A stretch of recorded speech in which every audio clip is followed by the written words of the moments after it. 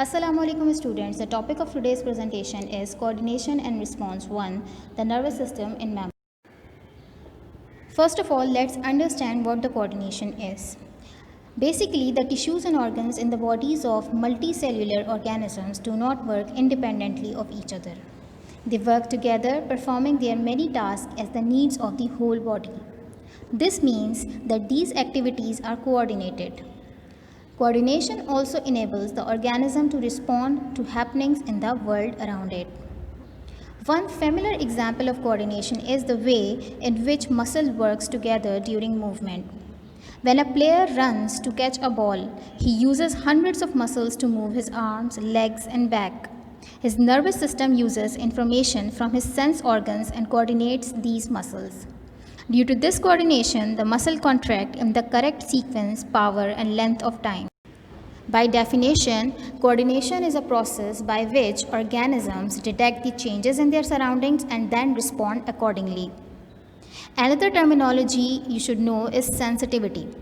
That is the ability of any organism to respond to its changes in surrounding is called sensitivity or irritability.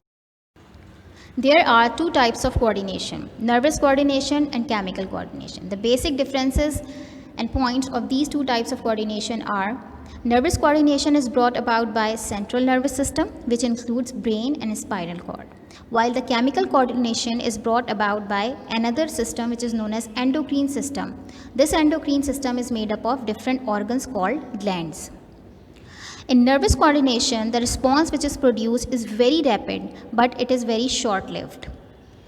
The response produced in chemical coordination is slow, but it is very long lasting.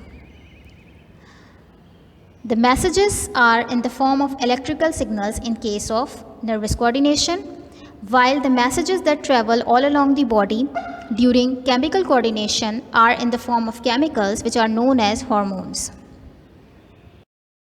The nervous system in humans and in other higher animals is composed of two major components. Number one, central nervous system, and number two, peripheral nervous system. Central nervous system comprises of coordinators, that is brain and spinal cord, while peripheral nervous system consists of nerves that arise from central nervous system and spread in different parts of the body. The nerve that directly arise from brain are known as cranial nerves, and the nerve that directly arise from spinal cord are called as spinal nerves. The coordination in any organism consists of 5 different components. First component is the stimuli.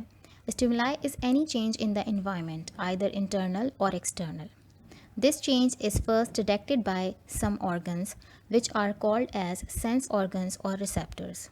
These receptors, after detecting the change, send signal to the coordinators. These coordinators include brain and spinal cord. These coordinators then decide the action to be performed and send messages to some other organs which are called as effectors. These effectors then produce particular responses suggested by the coordinators. This transfer of information from receptors to coordinators and then from coordinators to effector is carried out with the help of electrical signals. These electrical signals are called as nerve impulses. The electrical signals or nerve impulses travel throughout the central nervous system with the help of specialized tissues called as the nervous tissues. The nervous tissues are made up of specialized cells called nerve cells or neurons. The neurons are of 3 types: sensory, relay, and motor. Sensory neurons are also called as receptor neurons because they transmit or transfer the electrical signals from the sense organ to the central nervous system. The motor neurons are also called as effector neurons because they transmit the impulses from the central nervous system to the effectors.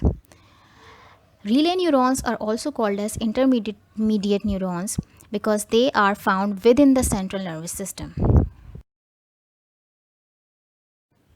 Although the size and shape of neurons differ in different parts of the nervous system, but the basic structure of all the neurons is same. As you can observe here, this is a single nerve cell. It is elongated in structure. It is specialized to become elongated so that it can effectively transmit the signal. Each neuron consists of a cell body. As you can see, the most prominent structure in the nerve cell is the cell body. Inside the cell body, there is cytoplasm and a nucleus. Different processes extends out of the cell body. These processes are called as nerve fibers. Nerve fibers are also called as cytoplasmic processes, and these are of two types, axons and dendrons or dendrites. Dendrites conduct impulses towards the cell body as they receive the signals and pass them on to the cell body. Axon is usually one long fiber, as you can see over here, which extends down from the cell body. It conducts the signals away from the cell body. Axons are usually covered by a layer of fatty substances. These fatty substances are secreted by special cells called Schwann cells. This layer is called as myelin sheath. This myelin sheath is further surrounded by a thin membrane, and that thin membrane is called as neurilemma. Neurilemma provides nourishment for the fibers. Further, you can also see here that in between the areas of myelin sheath, there are non-myelinated points. It means there are some points where myelin sheath is absent. These points are called as nodes of Ranvier. These nodes of Ranvier helps to speed up the transmission of signals along the fiber. This myelin sheath is insulated in nature and it cannot transmit the electrical signals along the nerve cell. So basically the electrical signals are transmitted from the nodes of Ranvier. The electrical signals jump from one node of Ranvier to the other node of Ranvier, which makes the transmission process much faster. The last portion, as you can see here, is known as the axon terminal, as it is arising from the axon nerve fiber. So the last portion is known as axon terminal. Here you can see the structure of all the three type of neurons, and the first picture shows the motor neuron, second picture shows relay neuron, and the third picture shows the sensory neuron. All the three types, as you can see over here, has the common structure having the cell body, dendrites, axon terminal, myelin sheath, etc. But the shape is a bit different. As you can see, the position of cell body in all these three neurons is a bit different. The length of axon, the number of dendrites is also different.